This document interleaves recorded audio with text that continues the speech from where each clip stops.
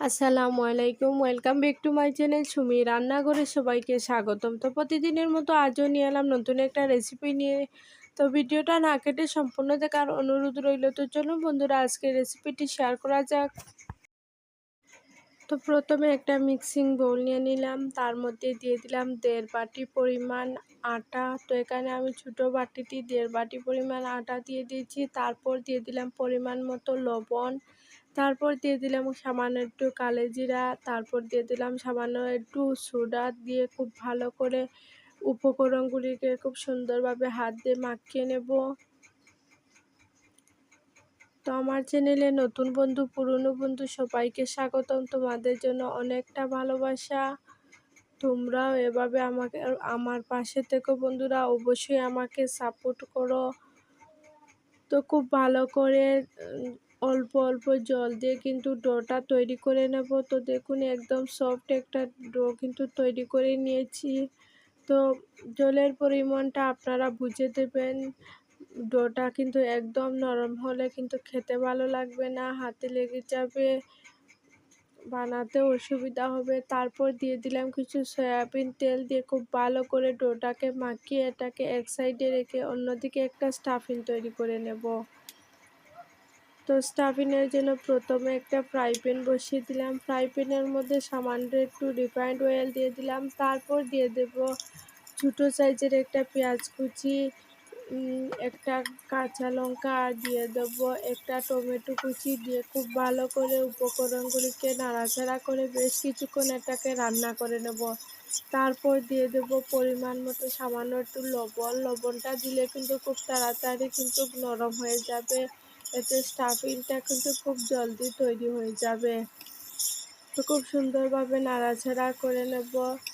তারপরে কিছু গুঁড়ো মশলা অ্যাড করে দেব। তো এখানে সামান্য একটু হলুদ গুঁড়ো আর সামান্য একটু কাশ্মীরি লাল লঙ্কার গুঁড়ো অ্যাড করে দিয়ে দিলাম। দিয়ে খুব ভালো করে নাড়াচাড়া করে দিয়ে দেব জিরে গুঁড়ো আর ধনিয়া গুঁড়ো দিয়ে খুব ভালো করে আরও কিছুক্ষণ এটাকে রান্না করব। তারপর দিয়ে দেবো এখানে একটা বড় সাইজের আলুকে আমি গ্রেট করে নিয়েছি।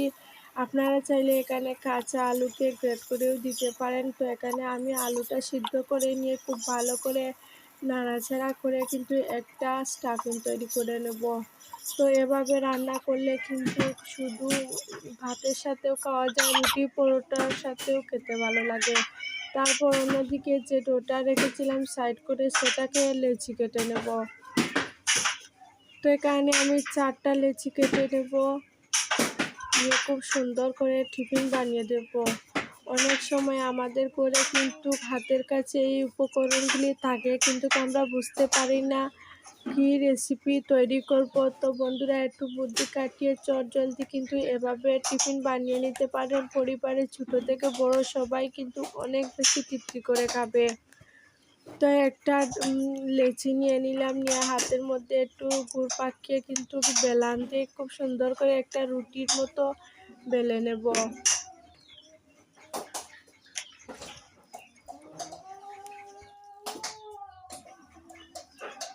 তারপর মধ্যেখানে কিছু পুর দিয়ে দেব। একটু বেশি করে দিলে খেতে কিন্তু বেশি ভালো লাগবে। এবার সাইডটা খুব সুন্দর করে এটাকে মুড়ে নেব, যাতে স্টাফিংটা বাইরে না বেরিয়ে আসে। খুব ভালো করে কিন্তু মুখটা মুড়ে নিতে হবে। তো এরকমভাবে বাঁশ দিয়ে দিয়ে কিন্তু আমি মুখটাকে একটা শেপ করে নেব। তো এই রেসিপিটি যদি আপনারা আপনাদের বাচ্চাদের স্কুলের টিফিনে দিতে পারেন, অবশ্যই বাচ্চারা অনেক বেশি তৃপ্তি করে খাবে।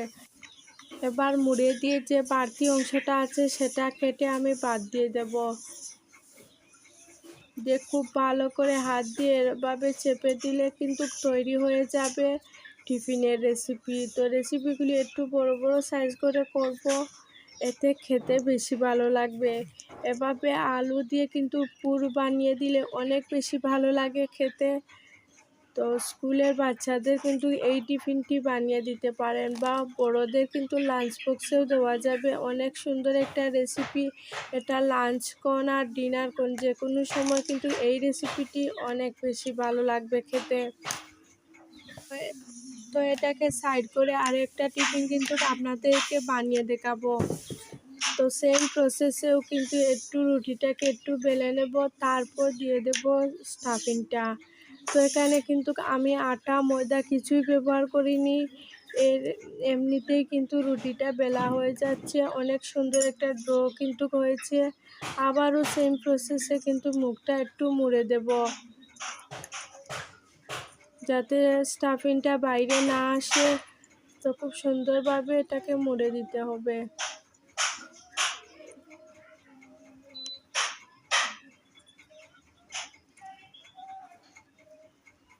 এবার ওই বাড়তি অংশটা কেটে বাদ দিয়ে খুব ভালো করে একটু চেপে চেপে কিন্তু সুন্দর একটা টিফিন বানিয়ে নেব। তো সবকটি টিফিন বানিয়ে কিন্তু ফিরে আসছি। তো এদিকে একটা ফ্রাই প্যান বসিয়ে দিলাম। ফ্রাই প্যানটা গরম হয়ে গেলে তাতে কিন্তু 1 কাপ পরিমাণ তেল আমি দিয়ে দেব। তেলটা খুব ভালোভাবে গরম হয়ে গেলে কিন্তু একটু করে টিফিনগুলি আমি ভেজে নেব। তো টিফিনগুলিকে একটু লাল লাল করে আমি ভেজে নেব। তো খুব ভালোভাবে এপিট ওপিট করে খুব সুন্দর করে এটাকে ভেজে নিতে হবে। এতে দেখতেও ভালো হবে, খেতেও ভালো লাগবে। তো চুলার আঁচটা একদম লোতে রেখে কিন্তু ভাজলে কিন্তু অনেকটা মুচমুচে হবে। তো আমার চ্যানেলে যদি কোনো নতুন বন্ধু এসে থাকো, তো অবশ্যই আমার চ্যানেলটিকে সাবস্ক্রাইব করে আমার পাশে থাকবে। আর ভিডিওটি ভালো লাগলে অবশ্যই একটা লাইক করে দিও বন্ধুরা। তোমাদের একটা লাইক আমার কিন্তু নতুন ভিডিও বানাতে উৎসাহ জাগে। তো এক এক করে সবকটি টিফিন এভাবে আমি ব্রাউন কালার করে ভেজে নেব।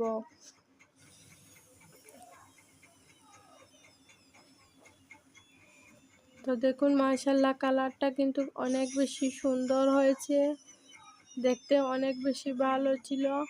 তারপরে এটাকে উঠিয়ে নেব।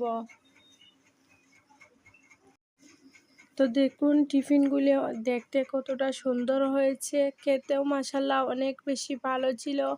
তো তোমাদের কাছে আমার এই টিফিন রেসিপিটি কেমন লেগেছে অবশ্যই বন্ধুরা কমেন্টে জানিও। আর ভালো লাগলে অবশ্যই একটা লাইক করে দিও। তো দেখুন মাশাআল্লাহ দেখতে কতটা লোভনীয় হয়েছে। তো একটা টিফিন আপনাদেরকে ভেঙে দেখাচ্ছি, ভিতরটাকে এরকম পুরে ঠাসা, একদম মুচমুচে, খেতেও ভীষণ ভালো ছিল। তো দেখুন একদম ভিতরটা কিন্তু অনেক বেশি সুন্দর।